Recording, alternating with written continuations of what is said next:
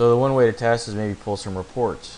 So if I go to Business Center and I want to know some earthwork report, all I have to do is click on earthwork report, set my increment, apply a boundary or a section if I want, apply a bunch of different settings here for horizontal points, shrinkage, bulkage, all that. We'll click OK, and it's going to go ahead and create a report. This report can be saved in Excel or out to a Word doc or printed.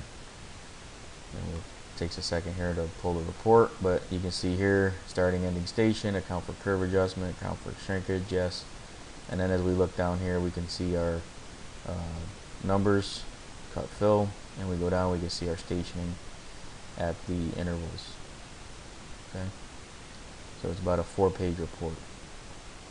If we go over to Civil 3D, to actually get that same report, we have to do some additional steps. The first is to start, we'll pick the alignment, and with the alignment we have, actually let's pick the corridor first. Sorry. Pick the corridor. We're going to create sample lines along the corridor. It's asking us for an alignment, so we'll pick the center line alignment. Asking us what we want to sample. Click OK, and then we're going to set in the range of stations. So here's the information we want. We'll do 50 on each side, so it's creating a swath. We're doing 50 increment. We want these to be true. We're going to set those. We click OK,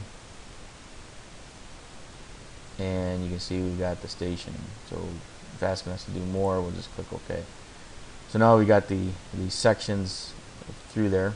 Then we can pick on that sample line, pick on a sample line, and from that sample line we have to first compute the materials, where we have to tell it the criteria.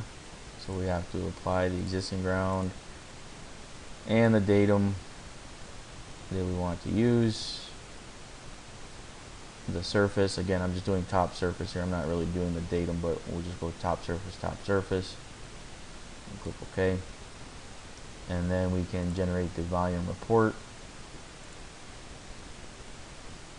And we'll click yes. So here is our volume report. And if we look, we got 12.5 on the first section. And we've got 12.5 on this section. 161.2, 313. So we know we've got the same data on both sides, and you can see the reports side by side, looking at one versus the other. This here gives us a nice summary of the information, and again, this can be saved out to an Excel, Word, or whatever, Word, PDF, or an Excel spreadsheet.